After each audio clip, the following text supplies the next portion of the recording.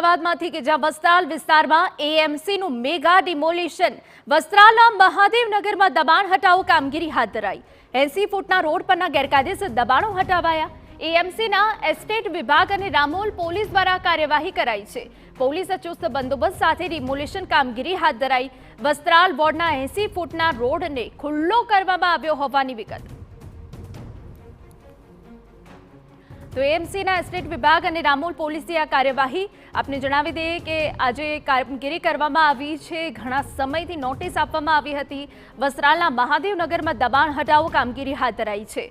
80 ફૂટના road પરના જે ગેરકાયદેસર દબાણો હતા તેને આખરે હટાવી લેવામાં આવ્યા છે। પોલીસના બંદોબસ્ત સાથે ડિમોલિશનની કામગીરી કરવામાં આવી છે।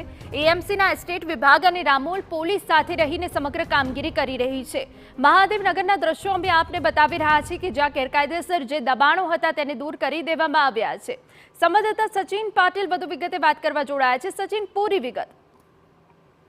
જુઓ, જે ડિમોલિશનની પ્રોસેસ છે એ પ્રોસેસ અમદાવાદ શહેરમાં પૂર્વ વિસ્તારમાં કોર્પોરેશન દ્વારા કરવામાં આવી રહી છે અને આ જે પ્રોસેસ છે એમાં જે પણ વચ્ચેના દબાણો હતા એ દબાણોને હટાવવા માટેની જે કામગીરી છે એ કામગીરી પણ કોર્પોરેશનની ટીમ દ્વારા કરવામાં આવી રહી છે અને જે આખો વિસ્તાર છે વિસ્તારમાં જે લોકો ના રેસિડેન્સ હતા એ રેસિડેન્સ પણ ત્યાં જે બનાવવામાં આવ્યા હતા સ્થાનિક લોકો દ્વારા એન્ક્રોચમેન્ટ કરીને, ત્યારે રેસિડેન્સ પણ જે છે એ પણ દૂર કરવામાં આવી રહ્યા છે અને 80 ફૂટનો જે આ રોડ છે જેને આગળ વધારવા માટે જે બ્રોડ રોડ જે છે અહીંયા ડેવલપ કરવા માટેની જે પ્રોસેસ છે એના ભાગરૂપે મહાદેવનગર વિસ્તાર જે છે વસ્ત્રાલનો ત્યાં આ કામગીરી હાથ ધરવામાં આવી રહી છે અને હજી પણ લગભગ 1.5 થી 2 કિલોમીટરનો આખો આ પટ્ટો છે જે પટ્ટામાં જે પણ એન્ક્રોચમેન્ટ છે એન્ક્રોચમેન્ટ હટાવવા માટેની જે પ્રક્રિયા છે એ પ્રક્રિયા વસ્ત્રાલ વિસ્તારમાં અત્યારે કોર્પોરેશનની ટીમ દ્વારા પોલીસ બંદોબસ્ત સાથે કરવામાં આવી રહી છે।